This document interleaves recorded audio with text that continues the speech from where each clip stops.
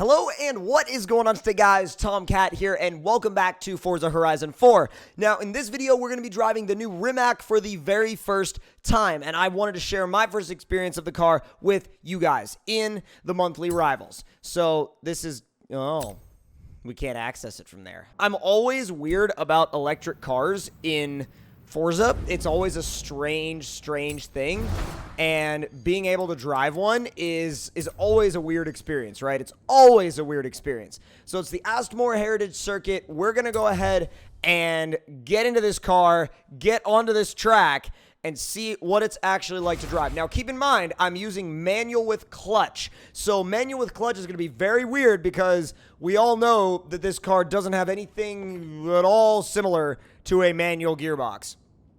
So I'm very curious to see what it drives like. I'm sure it's going to still make me use the clutch from the, from the line, from the start, and I'm sure it'll still let me sort of clutch kick it in a way. But at the end of the day, I do want to make sure, I want to see what it can actually do. All right, let's get started. See what this thing drives like.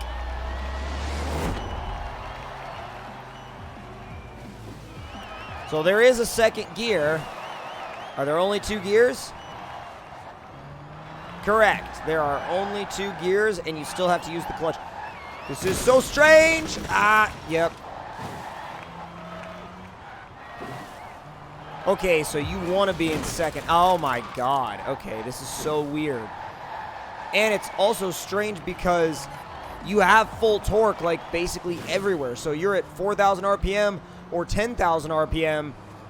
You're going to gain speed largely the same way. Oh my God, this is so strange to drive. Like, this is so strange to drive. It's just silent. It's legitimately just silent. And I don't know how to I don't know how to process that in relation to just driving something in Forza. Like, I feel like the game is glitched out or something. No, I didn't want to do that. And I think it might be beneficial to just put it in second and leave it there, honestly. It just feels like it's probably the... dang it! I feel like I'm looking for that audio reference, like, you listen for the revs to spike up when you're losing traction. You listen to the revs for all sorts of different things. And, wow, this car actually understeers a lot. But you listen to the revs for all sorts of different reasons. Look at that interior. There's no braking line there, but even though you probably should be braking. It's strange. It's like I feel like I can relax my voice in a way because I feel like I don't need to talk over anything. It's so odd, man. It's so odd. And it feels wrong, but it also doesn't feel wrong. You know what I mean? Like, it doesn't feel wrong. And I made sure to click continue lapping this time. But, like, legit, it feels wrong, but it also doesn't. It's so strange. And I'm going to do a full lap, I think, in first person. Dang it! I want to do a clean lap. I want to do a clean lap and actually, like, see what that's like. But, man, like, everything feels the same as you would expect, except for the fact that there's no sound. I mean, it's got the torque of, like, a supercharged V8. But there's no sound except from that really minor hum. You know what I mean? That really minor hum is like all you get, and it's the weirdest thing. It will still power oversteer a little bit, but you also, you definitely get a lot of understeer bias, especially mid-corner. Now, coming out of a corner, you can rotate it if you want to. I might try and drift it later, but I want to see what kind of like lap time I can set and make it clean. Oh my God, it's such a weird sensation though, dude. It's such a weird sensation. Actually, this would be an amazing car for the Horizon 3 Hot Wheels map, and I'll tell you why. Because it's got all this instant torque. Like, it can, anywhere in the RPM range, if you even want to call it that, you can just floor it and it will take off. That's exactly what you want on, like, those Hot Wheels tracks. I mean, this would be perfect for that. Dab of brakes, and then power out. Normally, I feel like I over-braked for that, but, like, it's so strange because you're not gearing down either. I mean, you could gear down, and it seems like it helps a little, but you're also just going to blow the tires off if you stay in first most of the time. So I'm going to try and run one more lap. I'm going to gear down the first this time, and it does slow down a lot if you gear down, so it's so spaceship-y. It's so spaceship looking. I love that about it. Better line. No sound. Whisper quiet. It's so wrong. Like, everything about it just screams, no, this is wrong. But you know what, though? We're going to kind of have to start to get used to the fact that this is the future. And I don't know how I feel about it. I'm so conflicted on it. Because, like, you know, I mean, I love the sound of a high-strung, high-revving engine, and this is not that. This is about as far from that as you're going to get, and it just makes no noise. Now, the performance is undeniable, of course. The performance is ridiculous. It's stupid, you know? But at the end of the day, is it really the... Wow, okay, so if you downshift, the amount of engine braking you get is, like, ludicrous. It's absolutely ludicrous amounts of engine braking. And that's probably because this car has regen braking. Ooh. It was iffy on the line.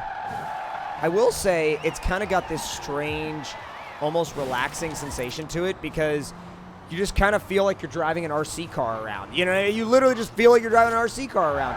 And then when you get like overzealous, God, so if you shift down to first, the speed is just like, it just like absolutely loses speed faster than just about anything else I've ever driven. Now, I would like to drive it in, well, it's one of the few cars where I would kind of like to drive it in automatic mode just to see how it reacts. But even that too feels like such a weird thing for me to say because I'm like, you know, not an automatic gearbox person at all. I would never seek out driving anything in automatic mode unless we're talking about something weird like this where it's almost like I feel like it was designed to be driven in automatic mode. You know what I mean? Oh, don't understeer into the wall. There we go. That's the line I wanted. It does look cool. That's, you know, definitely a redeeming factor. It looks really cool. My question, though, is do the looks translate into anything? You know, like, do the looks actually translate into a big, like, not even, like, gain in performance, but, like, are they actually backed up by the performance of the car? And so far, I mean, it definitely feels like they are. You know, I definitely don't feel like it's a slow car. All right, I'm going to try and drift it. Ignoring lap times completely. I mean, it'll do it. I don't know if it's the happiest in the world about it, but it'll do it. It actually responds pretty well to going sideways. I mean, it's not going to carry... Well, I take that back because I was going to say it's not going to carry the long slides that some of the other cars will. The thing about it, though, is the fact that it will carry the long slides. You just have to kind of be ready for the type of drift you want to do and where you are again in the power band. Which is it even a power band? You know, like, is it even like a power band because you're not dealing with a gasoline engine? I mean, it is still a power band technically, but like, it's a different kind of power band. And in fact, it's actually super smooth going sideways. I would love to swap this engine into like a Camaro and be like, hey, we rebuilt that electric Formula Drift Camaro. It's the weirdest sensation though, dude. It's such a weird sensation. Full drift lap time. Ah, no. Now, granted, it doesn't have a steering angle kit or anything like that, so we don't really have access to, like, the kinds of angles that you could get out of, like, an FD car or a built drift car or something like that. But even now, it still has access to some, and actually more steering angle than I thought it would have. So I'm actually really happy with the amount of angle I can get out of it. I'm going to try and transition the whole straightaway. The thing about it is since it's electric and it's got constant torque, you're gaining speed even while you're sideways. I wonder if this thing might become some sort of like unknown, you know, competitive drift leaderboard car just because it's so easy to maintain a slide in. I mean, you never, like if you're in second gear, you never run out of torque. Like look at this. You never run out of torque. And I wonder if, like I said, you're never running out of torque and you're gaining speed. So I don't know if that will actually contribute in some way to, you know, big drift scores. It could, but I don't know. I leave that up to the community to, you know, to figure that out, and me as well. So hope you all enjoyed this look at the new Rimac and Forza Horizon 4. If you enjoyed the video, make sure to leave me a like. Let me know in the comments below what you guys thought of it and what you guys are going to do with this car. And if you want to see more videos, make sure to click that subscribe button, and I will see you guys next time.